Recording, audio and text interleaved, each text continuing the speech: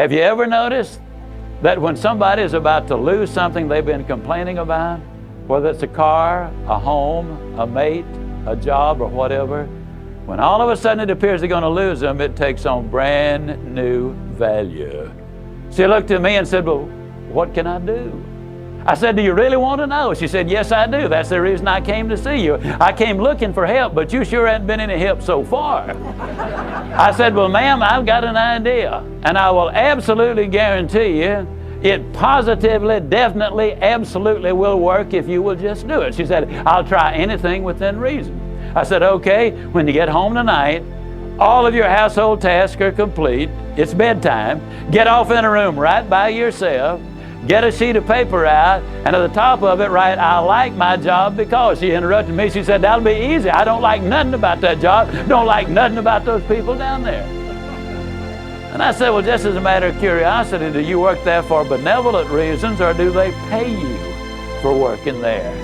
She said, well, I got to confess, they pay me. And I said, and you don't like to be paid? Oh, she said, yes, I do. I said, okay, tell you what you do. Open your notebook right now. We'll start our list of the things you like about your job. They pay you for working there, and you do like it, don't you? She said, absolutely. But she just stood there. I said, no, open your notebook now, and we'll get busy on the list. She just stood there. I said, ma'am, let me tell you what my experience in life has been. I've discovered that in 100% of the cases, no exceptions, people who won't take step number one never take step number two. You see, she had come to me with an impossible dream. Her dream was that nice Mr. Ziglar was going to solve all of her problems, and she would live happily ever after. Well, folks, I got news for you. I can't solve her problems. I can't solve your problems. But I will give you some steps that I'll absolutely, definitely, and positively will work for you, as it worked eventually for her. I said, well, ma'am, let me tell you something. Unless you're willing to take step number one right now, it's been nice talking with you. She angrily opened her notebook. Before we got through, there were 22 things she liked about her job. Not only did they pay her for working there, they paid her above average. She had 3 weeks vacation with pay. She had a retirement program. She was in on profit sharing. She had health insurance, life insurance, and accident insurance. She lived less than 10 minutes from home. She was in on management decisions. The company sent her to 3 seminars a year to be paid for. She had her own private office and parking place. 22 things that she liked about her job. Now I said, ma'am, when you get home tonight, everything is finished. Get off in a room right by yourself. Close the doors. Change one word from I like my job to I love my job. Get in front of that mirror, and folks, I cannot say this strongly enough, but I'm going to try.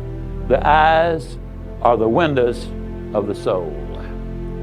Look yourself in the eye, and with excitement and enthusiasm, say, I love my job because they pay me for working there. I love my job because they pay me above average for working there. I love my job because I have a wonderful insurance program. I love my job before every one of the statements. You will sleep better that night.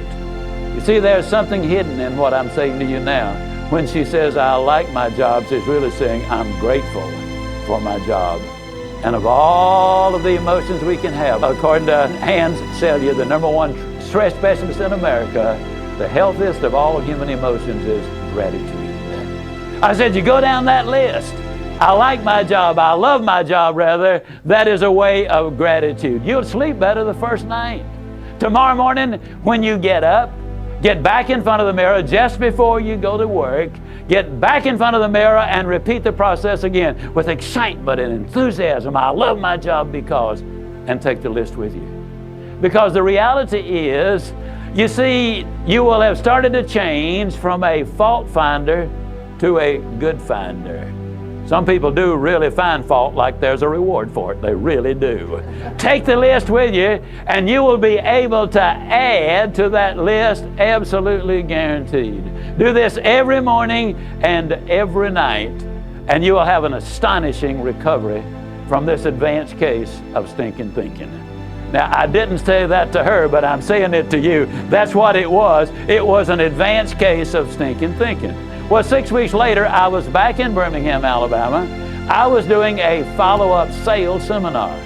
Now, the lady was not in sales, but she had been listening to my tapes. She had been listening to Automobile University, and she had discovered that everybody sells. Everybody who will ever hear this is in selling. Whether you're a school teacher, a civil service worker, a military personnel, an executive secretary, it doesn't make any difference what you do, you sell every day of your life. There she was at the sales seminar, seated on the front row, grinning so wide she could have eaten a banana sideways. I'm telling you, you're talking about somebody that was excited. She was turned on. I said, well, how you doing?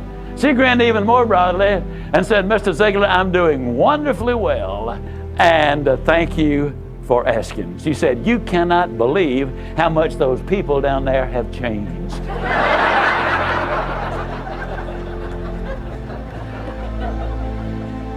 I gotta lay it on the line, folks.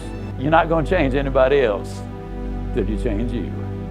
Everything really does begin with you.